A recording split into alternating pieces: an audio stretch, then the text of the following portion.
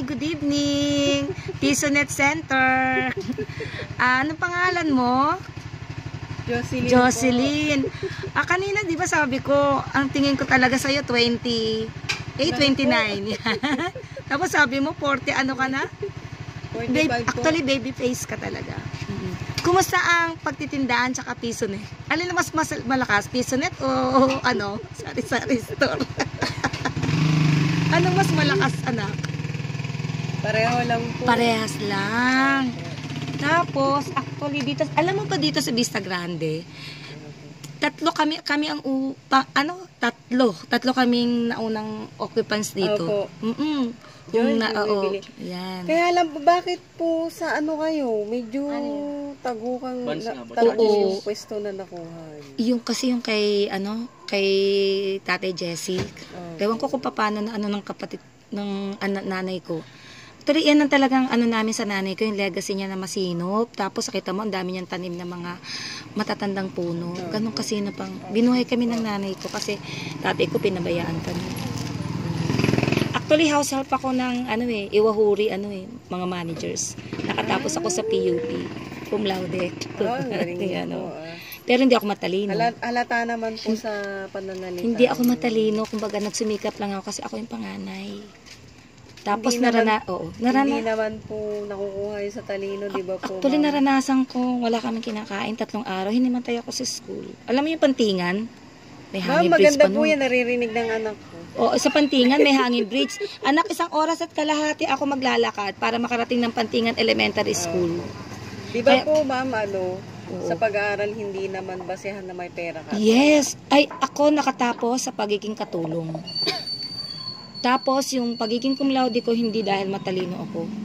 Kasi sa hirap namin, kasi sa Dangkol, lahat ng tao doon, nautangan ko ng meron kami mailugaw. Tapos kaya mahilig kami ng nanay ko. Ako at saka nanay ko ang bumuhay sa aming 10 magkakapatid. Marami kaming tanim. Yan na naman ako sa nanay ko. Ano po ba kayo? Panganay po kayo? Ako yung panganay sa 10. Maliliit pa yan sila, kambal. Kayo, nasa balikat niyo po talaga. Yes. Kaya yung daga.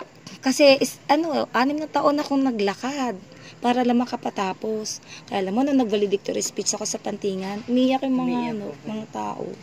Kasi talagang, hindi ko naranasan nung elementary ako na merong akong bagong damit. Tapos pag nilalaban ako noon, tsinelas lang, tsaka yung damit ko, kung hindi tahi, bigay.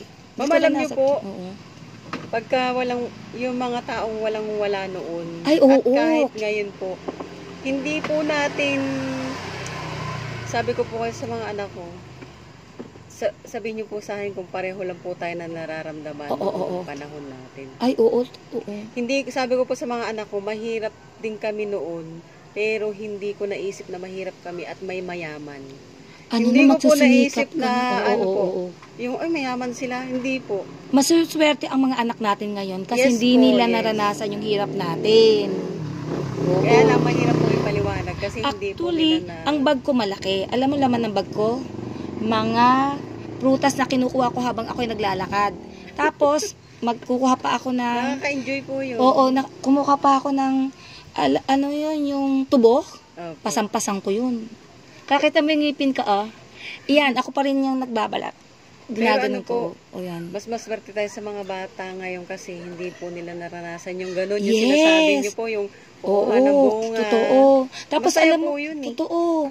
Tapos nahuhulog pa ako sa bayabas para pagtitinda ko sa school. Kesa sa pagsiselfon ng mga bata. Yes. Tapos pag uwi ko, meron ng gaas, may asin, may itlog. Kung ano bibili ko doon sa pinagtindahan ko. Yun.